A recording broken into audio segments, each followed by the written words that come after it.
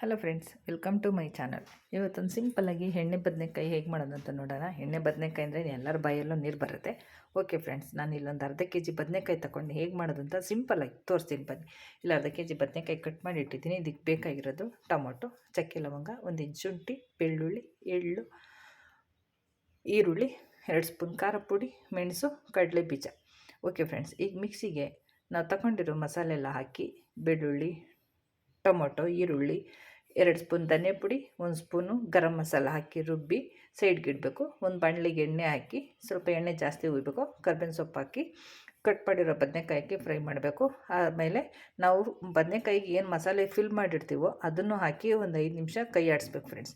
ಬದನೆಕಾಯಿ ಫಿಲ್ ಮಾಡಿರೋ ಮಸಾಲೆ ಮಿಕ್ಕಿರೋದನ್ನು ಬಾಣಲೆಯಲ್ಲಿ ಹಾಕಿ ಎಲ್ಲದ್ರ ಜೊತೆಗೆ ಮಿಕ್ಸ್ ಮಾಡಿ ನಮ್ಗೆ ತಕ್ಕನಷ್ಟು ನೀರು ಹಾಕಿ ರುಚಿಗೆ ಎಷ್ಟು ಬೇಕೋ ಅಷ್ಟು ಬದನೆಕಾಯಿಗೆ ಉಪ್ಪಿಡಿಯಷ್ಟು ಉಪ್ಪು ಹಾಕಿ ಒಂದು 10 ನಿಮಿಷ ಚೆನ್ನಾಗಿ ಬೇಯಿಸ್ಬೇಕು ಫ್ರೆಂಡ್ಸ್. ನುಣ್ಣಗೆ ಅದು ಮೆತ್ತಗಾಗೋವರೆಗೂ ಬೇಯಿಸ್ಬೇಕು. ಬೇಯಿಸಿದ್ರೆ ರೆಡಿ ಆಗುತ್ತೆ ಬದನೆಕಾಯಿ ಗೊಜ್ಜು. ಸಿಂಪಲ್ಲಾಗಿ ಹೇಗಿತ್ತು ಅಂತ ನೀವು ಸರಿ ಟ್ರೈ ಮಾಡಿ.